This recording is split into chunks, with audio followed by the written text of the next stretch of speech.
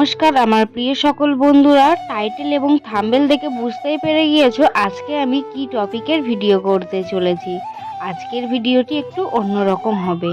আর আজকে আমি ভিডিওগুলো শেয়ার করতে চলেছি আমার ভেলোর সিএমসি আগের বা পরের, মানে অপারেশনের আগের বা পরের ভিডিওগুলো। আর এই যে আমার ভিডিওটা দেখলে ওটা কিন্তু আমার অপারেশনের আগের ভিডিও ছিল। তো কতটা রোগা ছিলাম তোমরা একবার খেয়াল করো, তাহলে বুঝতে পারবে। আর তখন ওয়েট কিন্তু আমার ছিল মাত্র 27 কেজি। আর এই দেখো, এটা হলো আমরা ইতিহাস বইতে পড়েছিলাম কোনো ছোটোবেলায় যে টিপু সুলতানের বাড়ি।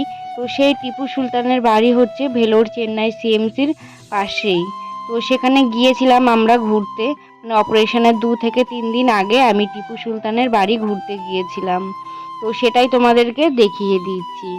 আর তোমাদের এই বাড়িটা দেখাতে দেখাতে কিছু মিষ্টি কমেন্টের রিপ্লাই দিয়ে দিই। সবার ফার্স্ট আমাকে কমেন্ট করেছে চাকরাধিকারী। সে আমাকে কমেন্ট করেছে, দিদি তোমার কত বছর বয়সে বিয়ে হয়েছিল? তো সবার ফার্স্ট বলি, বুনো, আমার অনেক ছোট্টবেলায় বিয়ে হয়েছিল। তো আমার 15 বছর বয়সে বিয়ে হয়েছিল। আর এখন আমার বয়স 20 বছর। তো 5 বছর সংসার জীবনে সংসার করে চলেছি এইভাবে, মানে একটা যুদ্ধক্ষেত্র বলতে পারো লেবেছি। আরও আমাকে কমেন্ট করেছে মিষ্টি রয়। মিষ্টি রয় দিদিভাই আমাকে কমেন্ট করেছে, খুব সুন্দর লাগে তোমার ভিডিও বোন, তোমার পাশে আছি, তোমার ভিডিও ভালো লাগে। তো দিদিভাই অসংখ্য ধন্যবাদ, আমার ভিডিও ভালো লাগে তোমার, আর আমার পাশে এইভাবে থেকো। নেক্সট দিনে আমি আরও বড় কিছু করতে চাই, আরও বেশি বেশি দূর এগোতে চাই। তো তোমরা যদি আমার পাশে থাকো তবে এগুলো সম্ভব। আর এদিকে দেখো টিপু সুলতানের বাড়িটাও তোমাদেরকে আমি ঘুরে দেখাচ্ছি, মানে সেই ব্রিটিশ আমলের টিপু সুলতানের বাড়ি কখনো দেখতে পারবো চোখে, কল্পনাও করতে পারিনি। আর এই ভিতরে ছিল তাদের যুদ্ধক্ষেত্রর কামান বা অনেক কিছুই ছিল, সেগুলো আর আমি সবটাই এই ভিডিওতে দেখাতে পারিনি। আর ওই যে এই ভিতরটা দেখছো, এই ভিতরে হচ্ছে তাদের বসার যে আসনগুলো হয় সেগুলো ছিল আর কি। আর এখানে হচ্ছে দেখো, তারপরে আমরা অপারেশন থিয়েটারে চলেও এসেছি, মানে এটাও তার পরে 3 দিন পরের ভিডিও ক্লিপ। আমি না তখন কোনো ভিডিও করতাম না, ওই যদি একটু কোনো ক্লিপ নিয়ে রেখেছি, তো সেই কারণেই সেগুলো এখন হচ্ছে তোমাদেরকে দেখাতে পারছি। আর এটা হলো অপারেশনের আগের ভিডিও, তোমরা দেখে বুঝতেই পারছো। আর এই দেখো, এখানে অপারেশন আমার কমপ্লিট হয়ে গিয়েছে। আর পেটটা দেখো কত বড় কেটেছিল, তো সেটাই তোমাদেরকে দেখাচ্ছিলাম। আর এখানে চারিদিকটা ঘিরে রেখেছে আমাকে, কারণ এখন হচ্ছে এই ম্যাডাম আমাকে ড্রেসিং করতে এসেছিল, তার কারণে। তো জানো তো ওখানকার ডাক্তার বলো নার্স বলো এত ভালো ওরা, ওদের মতন কোনো নার্স বা ডাক্তার আমাদের কলকাতায় নেই, আমি আশা করি এটুকু জোর গলায় বলতে পারবো। আর ওরা এতটা শ্রদ্ধা করে একটা একটা পেশেন্টকে, মানে ওদের সাথে কথা বললে তাদের দেহের রোগ হাফ সেরে যায়, এতটা ভালো ব্যবহার করে তারা।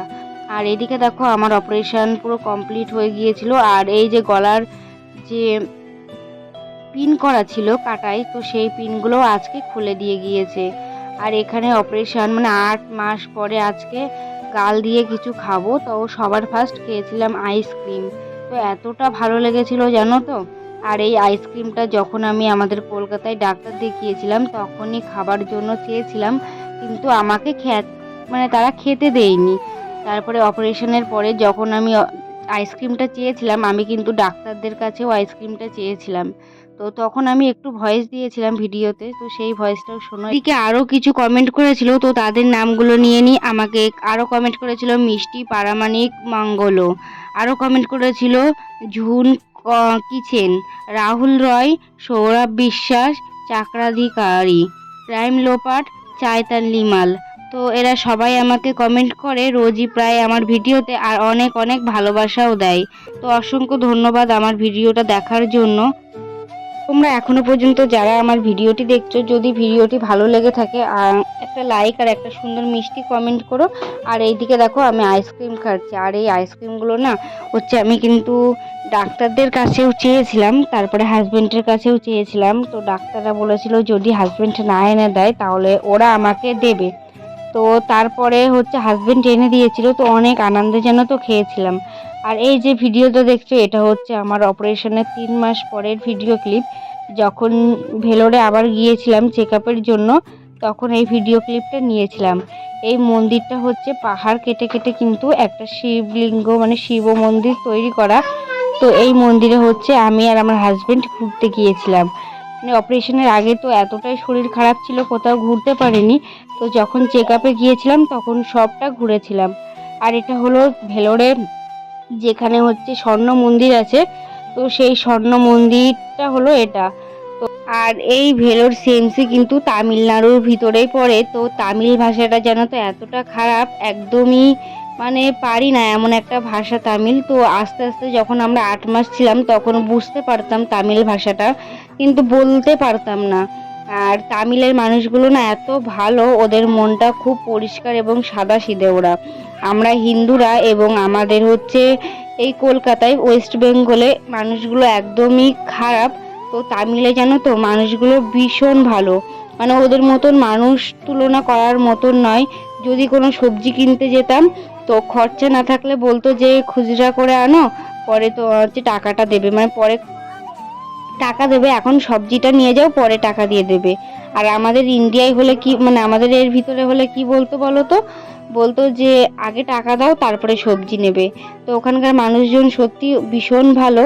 আর এই যে এখানে হচ্ছে দুপুরে খাওয়ার ব্যবস্থাও করে। আর কতগুলো ছিট দেখো, যে সব ছিট মানে পুরো সব চেয়ার টেবিলে ভর্তি, আর প্রত্যেকটা চেয়ারের সামনে কিন্তু কলার পাতা আর একটা করে গ্লাস। তো এখানে হাজার হাজার কোটি কোটি মানুষ দিনে খাওয়া দাওয়া করে। তো ভীষণ পরিমাণে ভালো লেগেছিল এই জায়গাটায় গিয়ে, আর তোমাদেরকেও দেখাতে পেরে এই জায়গাটা না খুব ভালো লাগছে। তো সত্যি ভীষণ ভালো একটা জায়গা। আর যদি কখনো কেউ ওখানে চিকিৎসা হতে যাও তাহলে এই মন্দিরগুলো তোমরা ঘুরে দেখবে। আবার এটাও কিন্তু হয় অনেকে ঘোরার জন্য এই মন্দিরে যায়। তো আমি সেখানে হচ্ছে এত সুন্দর একটা দৃশ্য দেখতে পেয়েছি, মানে কখনো কল্পনা করেও মানে ভুলতে পারবো না। তো অনেকটাই সুন্দর। আর এই গাড়িতে করে হচ্ছে যিনি এখানে ঠাকুর আর কি, তিনি মন্দিরে প্রবেশ করেন। তো কি বলতো, এখানে তামিল তো, আর পাহাড় কেটে কেটে যেহেতু ঠাকুর বানানো, পাথর কেটে কেটে, যার জন্য না কোনো ঠাকুরের মূর্তি আমরা বুঝতে পারছিলাম না যে এটা কি মূর্তি। তো তো বন্ধুরা, আশা করছি আমি যে কথাগুলো বলেছি বা তোমরা বুঝতে কোনো অসুবিধা হয়নি। আর এইদিকে দেখো হচ্ছে আমি মা সকালবেলা রুটি বানিয়েছিল, মানে রুটি ছিল বাসি রুটি, তো সেটা আর চা খাচ্ছি। আর রুটি আর চা খেতে তো ভীষণই ভালো লাগে। আর এইদিকে বৃষ্টি হচ্ছে বাইরে ভীষণ পরিমাণে। ওইদিকে হচ্ছে মা মানে গামলা পেতে দিয়েছে, বৃষ্টির জল ধরা হচ্ছে, বৃষ্টির জল দিয়ে রান্না করা হবে আর কি, ভাত রান্না করা হবে তার কারণে। আর এইদিকে একটা হনুমানজি এসেছিল, তো তাকে ভাই একটা হচ্ছে আলু দিল। আর ভয়েসটা একটু অন্যরকমই হচ্ছে, কারণ আমি জানি ভীষণ প্রবলেম হবে তোমাদের শুনতে, কারণ আমার না এই যে ভয়েস দিতে গিয়ে দম ভরে কথা বলতে হয়, ভীষণ কষ্ট হয়। তার জন্য অনেক কষ্ট করে ভয়েসগুলো দিতে হয়, তোমাদের একটু শুনতে অসুবিধা হলে ম্যানেজ করে নিও। আর এখানে দেখো বিকেলবেলা খাওয়া দাওয়া করে একটু ঘুমিয়েছিলাম, যেই ঘুমিয়েছি সেই নাক দিয়ে ভাত বেরিয়ে যাচ্ছিল আর নাকটা জ্বালা করছিল, সেই কারণে ঘুম থেকে উঠে এখানে চলে গিয়েছি কাকিমাদের বাড়িতে। গিয়ে এখানে সব বোনেরা মিলে দিদিরা মিলে বসে একটু কথাবার্তা বলছিলাম আর কি। ভাই বোনেরা এক জায়গায় হলে যেটা হয়, আর বিয়ের পরে তো ভীষণ ভালো লাগে জানো তো, যে ভাই বোনেরা তারপরে একসাথে যারা থাকতাম আগে বিয়ের আগে, সবাই যদি একসাথে থাকি সে মজাটা একদমই আলাদা। আর এখানে দিদি ভাত খাচ্ছিল, মানে সোনা বাবাকে খাইয়ে তারপরে একটু বেশি ছিল সেগুলো দিদি খেয়ে নিচ্ছিল, তো সেটাই দেখিয়ে দিলাম একটু। আর এইদিকে সন্ধ্যাবেলা বাড়িতে এসে চা করেছিল মা, তো সেই চাটা এখন হচ্ছে খাবো, চা আর পাঁপড় ভাজি। আর সকাল সন্ধ্যে চা খেতে কার কার ভালো লাগে, আমার তো একদমই ভালো লাগে না, তাও মাঝে মধ্যে না খেলেই নয়, একটু খেতে হয় তার জন্য খাই। আর এই যে পাঁপড় ভাজা হয়ে গিয়েছে, চা হয়ে গিয়েছে, এবার এটা ঘরে নিয়ে যাব আমি, বোন, সোনা পাপা আর মা সবাই মিলে খাবো।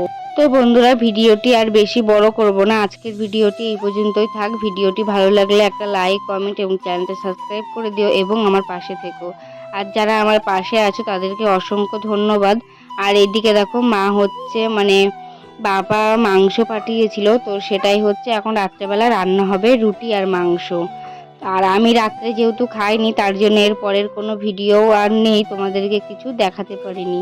তো রুটি আর মাংস খেতে কার কার ভালো লাগে, আমার তো ভালো লাগে, কিন্তু আমি মাংসটা এখন খাচ্ছি না, একটু বন্ধ রেখেছি।